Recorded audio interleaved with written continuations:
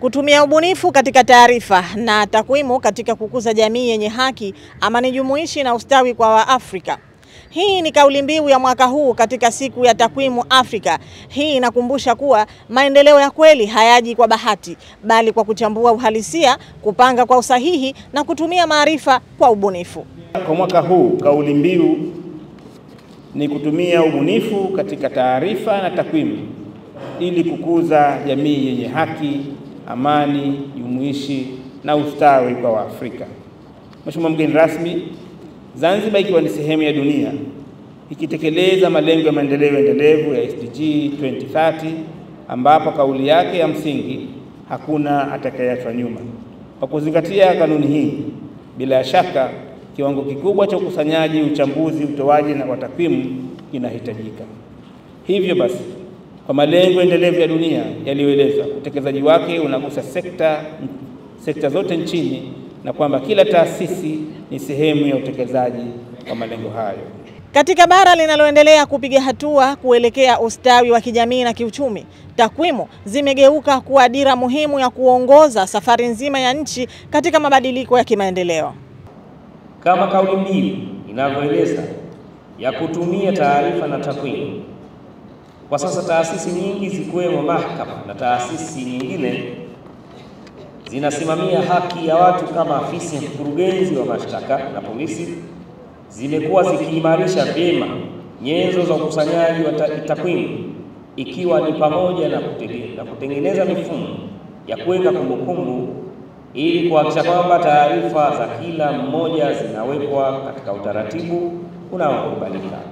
Kimsingi, uwekaji wa kumbukumbu hizi ndiyo chanzo kikuu cha ukusanyaji wa takwimu rasmi na hatua ya uwekaji katika mifumo kurahisisha zoezi zima la ukusanyaji na uchambuzi wa takwimu na hatimaye kutumika na kutoa maamuzi kwa kutumia ushahidi wa takwimu.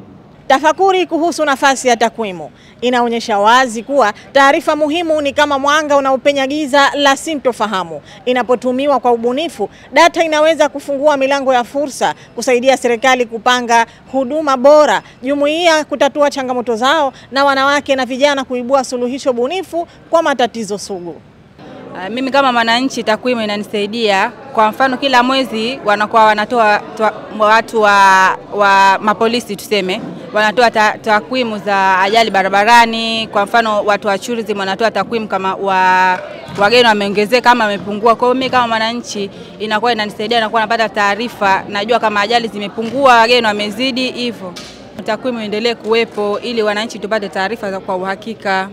Jamii yenye haki na amani haiwezi kujengwa juu ya hisia na dhana pekee. Inahitaji msingi imara wa ushahidi. Takwimu huwezesha kuona nani ameachwa nyuma, ni wapi rasilimali hazifiki, na ni hatua gani zinaweza kuleta usawa wa kweli kabisa katika nchi. Takwimu ina umuhimu kubwa sana katika ofisi yetu ya mkurugenzi wa mashtaka, hususan katika kujipima na kujitathmini wapi tulipo na wapi tulipotoka na wapi tunapoelekea. Kwa mfano, tukijitathmini kupitia takwimu, mwaka huu endesha mashtaka wetu kesi walizoshinda mahakamani ukijilinganisha na kesi zilizoshindwa mwaka jana. Kwa hiyo tunaangalia aina ya kesi zile tulizoshindwa na aina ya kesi ambazo tunazoshinda sana. Kwa hiyo huwa tunaangalia changamoto iko wapi na kwa nini kesi hizi huwa tunashindwa sana na kwa nini kesi hizi huwa tunashinda sana. Kwa mfano, kesi za udhalilishaji hatupo vizuri sana katika kuwakamata washtakiwa. Na hii hupelekea kwa sababu ya uhusiano wa zile kesi. Kesi nyingi huwa mshtakiwa hatoki mbali mara nyingi sana katika kesi za udhalilishaji. Na tulilijuaje hilo? Takwimu ilituonyesha kwamba wanaofanya kesi hizi nyingi huwa ni majirani, wapenzi na watu wengi ni wa karibu. Kwa hiyo takwimu imetuonyesha picha halisi ya kuwa hizi kesi undani wake zaidi zikoje, kwa nini huwa hatupati suluhu. Taarifa za takwimu zinaweza kubadilishwa kwa mikakati inayogusa maisha, kuanzia kwenye elimu, afya, mazingira hadi uchumi jumuishi. Sisi kama ofisi ya mtakwimu mkuu wa serikali, jukumu letu kubwa ni kukusanya taarifa, kuzichakata na kuzichambua ili kuweza kutoa taarifa kwa wadau wa maendeleo, hasa katika kitengo chetu sisi kama watu wa takwimu za bei.